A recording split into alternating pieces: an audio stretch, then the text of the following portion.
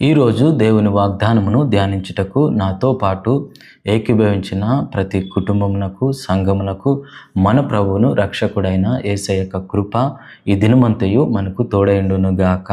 Amen. ఈరోజు దేవుని వాగ్దానము, నీవు నూతన సృష్టి. నీవు నూతన సృష్టి. 2 కొరింథీయులకు రాసిన పత్రిక 5వ అధ్యాయము 17వ వచనం. 2 కొరింథీయులకు రాసిన పత్రిక 5వ అధ్యాయం 17వ వచనం. కాగా ఎవడైనను క్రీస్తునందున్న ఎడల వాడు నూతన సృష్టి, పాతవి గతించెను, ఇదిగో క్రొత్తవాయెను. ఇంగ్లీష్ బైబిల్లో చదువుదాం. Therefore if any man be in Christ, he is a new creature, old things are passed away, behold all things are become new. Hallelujah. దేవుని వాక్యమును, ఈ వాగ్దానము గనక మనకు అర్థమైనట్లయితే ఒక సూపర్ న్యాచురల్ లైఫ్ అంటే సహజానికి భిన్నమైన జీవితమును, ప్రతిరోజు కూడా ఒక ఆశీర్వదించబడిన జీవితమును, పరలోక రాజ్యమునకు మనమే వారసులమనే ఒక గొప్ప దృఢ సంకల్పం కలిగి మనం జీవించగలిగే స్థితిలో మనం ఉంటాం. ఈ యొక్క వాగ్దానమును మనం చాలా జాగ్రత్తగా అబ్జర్వ్ చేద్దాం. ఇక్కడ చూసినట్లయితే ఇంగ్లీష్ బైబిల్ మంచిగా ఉన్నది.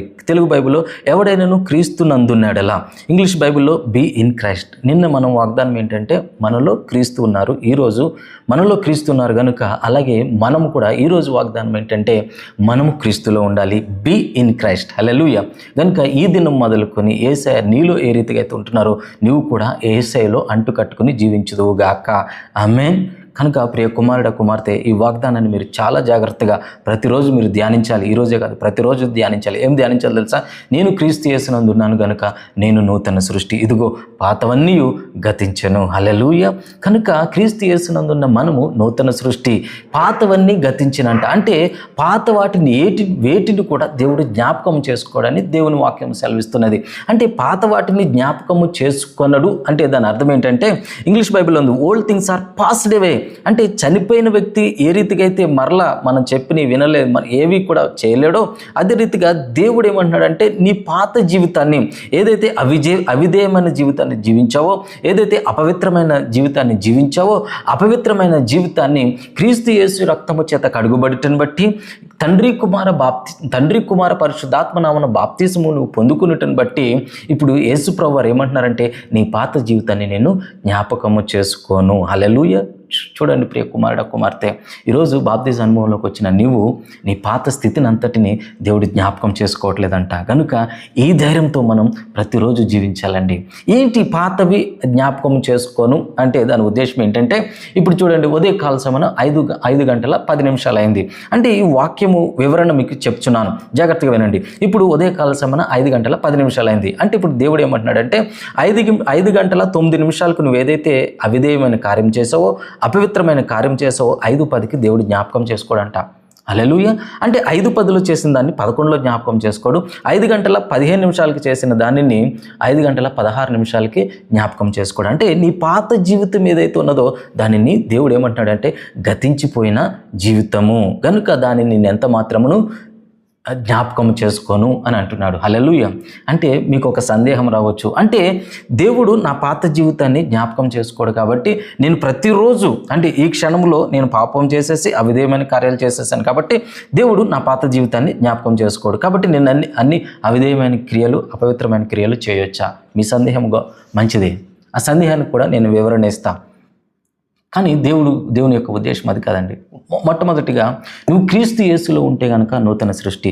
క్రీస్తు యేసులో ఉన్నవాడెవడు పాపము చేయజాలడు. హల్లెలూయా. బైబిల్లో సెలవిస్తుంది. క్రీస్తు యేసునందున్నవాడెవడును పాపము చేయజాలడు. పాపం చేయడం కాదు, చేయజాలడంట.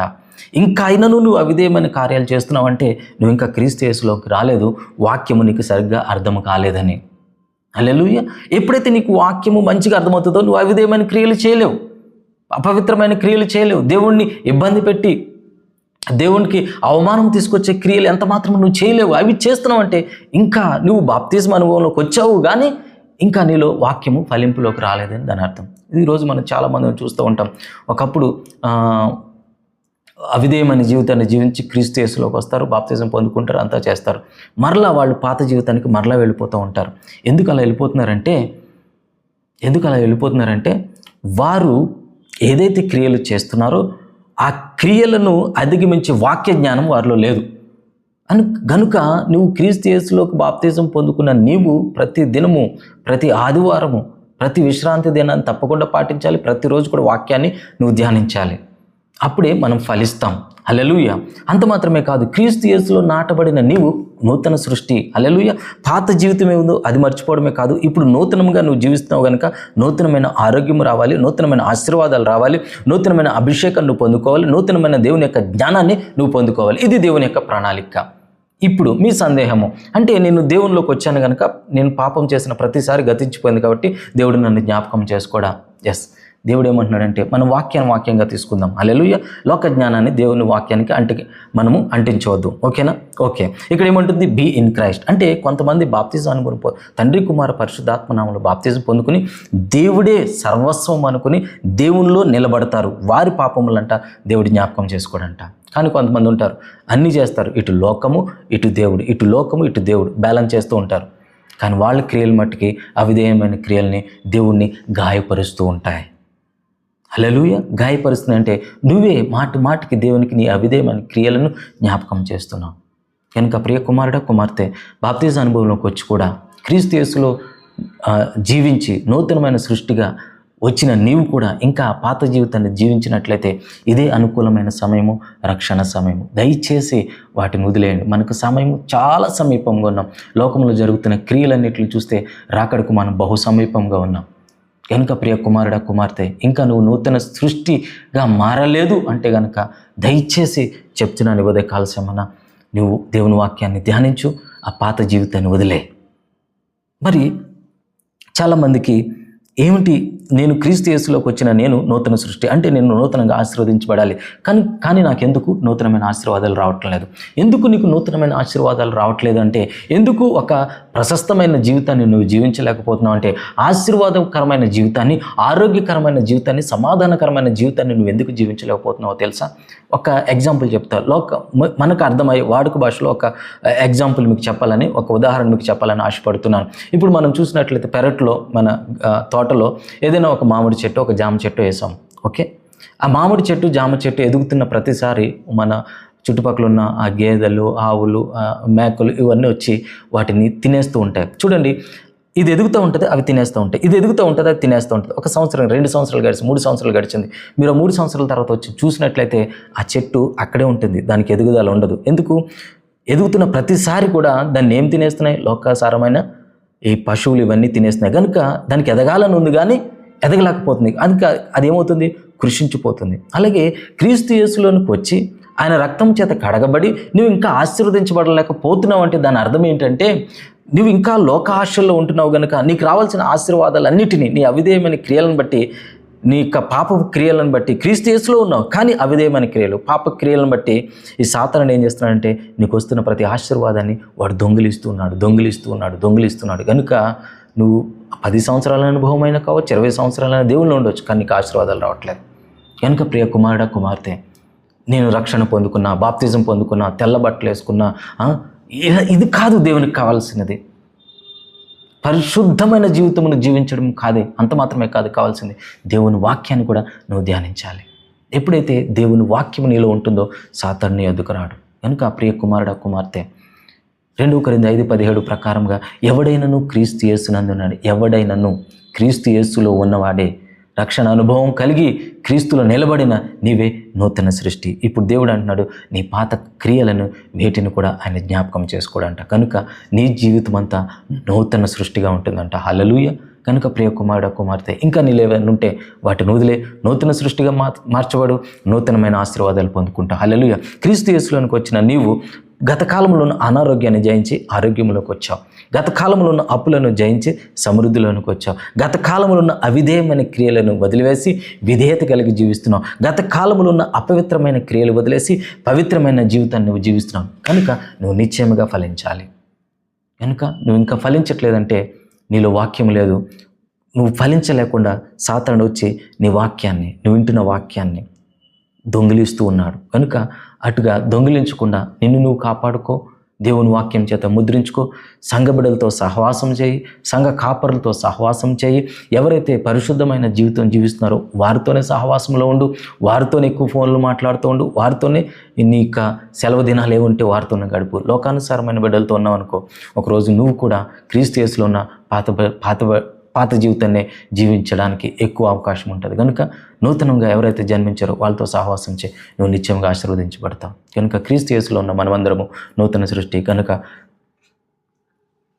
మనము నిత్యముగా ఖచ్చితంగా ఆశీర్వదించబడవలసిన వారమన్నాం. అలాంటి కృప దేవుడు మనకు దయచేయను గాక. ప్రార్థన చేసుకుందాం. ప్రేమగల తండ్రి, కృపగల యేసయ్య, ఆదరణకర్త అయిన పరిశుద్ధాత్మదేవ, మిగనమైన శ్రేష్టమైన ఉన్నతమైన ప్రశస్తమైన నామమునకు వేలకొలది వందనం చెల్లిస్తున్నాను ప్రభు. ఇదిగోనైనా ఈ దినమున నేను 2 Corinthians 5:17 ప్రకారంగా ఎవడైనా క్రీస్తు యేసునందున్నాడలా వాడి నూతన సృష్టి అని నీ వాగ్దానం ద్వారా మాట్లాడినావు ప్రభు. అవును ప్రభు, మేము నూతన సృష్టి కనుక మా పాత జీవితాన్ని నువ్వు ఎంత మాత్రము జ్ఞాపకం చేసుకుని అన్నావు. అందుని బట్టి వందనాలయ్యా. నాయన మా పాత జీవితాన్ని మేమే పదే జ్ఞాపకం చేసుకుంటూ నిన్ను గాయపరుస్తున్నాం. కానీ నీ వాక్యంలో నిలవకపోవటాన్ని బట్టి, నీ వాక్యాన్ని శ్రద్ధగా ధ్యానించకపోవటాన్ని బట్టి ప్రభా లోకాశలోకి నైనా వెళ్ళిపోతున్నాం. యేసయ్య, ఈ దినము నుంచి మాకు కావాల్సిన ఆత్మ అభిషేకము వాక్య జ్ఞానము మాకు కలుగును గాక. పాత క్రియలను అధిగమించే కృప, నూతనమైన జీవితాన్ని, పరిశుద్ధమైన జీవితాన్ని జీవించే కృపను మాకు ఇచ్చినందుకు వందనాలయ్యా. నువ్వైతే వాటిని జ్ఞాపకం చేసుకోవట్లేదు, కానీ మేమే ప్రభా మా విధేయతను బట్టి పదే జ్ఞాపకం చేసుకున్నాం ప్రభా. అలాంటి దురాత్మ ఏదైతే మమ్మల్ని పాత జీవితంలోనికి పదే ప్రేరేపిస్తుందో యేసుక్రీస్తు నామమున అట్టి దురాత్మ మా జీవితం నుంచి పారిపోవును గాక. చెడ్డ స్నేహితులు మా జీవితం నుంచి పారిపోదురు గాక. చెడ్డ స్నేహితులు మాకు దూరం అవుదురు గాక. చెడు సాంగత్యము మాకు దూరం అగును గాక. చెడు సహవాసములు యేసుక్రీస్తు నామమున దూరం అగును గాక. ఎవరైతే ఈ వాక్యములో ఏకీభవించారో, వాగ్దానంలో ఏకీభవించారో, ఈ ప్రార్థనలో ఏకీభవించారో వారందరినీ నూతన సృష్టిగా మార్చి అభిషేకించడానికి వందనం చెల్లిస్తూ యేసుక్రీస్తు నామమున మా మనవులని అడిగి పొందుకున్నాం తండ్రి. ఆమేన్, ఆమేన్, ఆమేన్. మన తండ్రి అనే దేవుని ప్రేమ, ప్రభువైన యేసుక్రీస్తు వారి కృప, పరిశుద్ధాత్మ దేవుని యొక్క సన్నిధి సహవాసం మనకు సకల పరిశుద్ధులకు సదాకాలము తోడై ఉండును గాక. ఆమేన్, ఆమేన్, ఆమేన్. కనుక ప్రియ కుమారుడ, కుమార్తె, నువ్వు నూతన సృష్టి కనుక క్రీస్తు యేసులో ఉంటే కనుక పాతవేవి దేవుడు జ్ఞాపకం చేసుకోడు. కనుక క్రీస్తు యేసులో కట్టబడు ఆశీర్వదించబడిన జీవితము, ఇతరులకు ఆశీర్వాదకరమైన జీవితము నీ జీవించుదువుగాక. ఇది మొదలుకొని నీ బిడ్డలందరూ నూతన సృష్టిగా మార్చబడుదురుగాక. నీ జీవితంలో ఏవైతే పాత కార్యాలను వాటన్నిటినీ క్రీస్తు రక్తము చేత కడిగివేయబడును గాక. వాటిని ఇంకెంత మాత్రం నువ్వు జ్ఞాపకం చేసుకుందు, జ్ఞాపకంలోకి రాకుండాను గాక.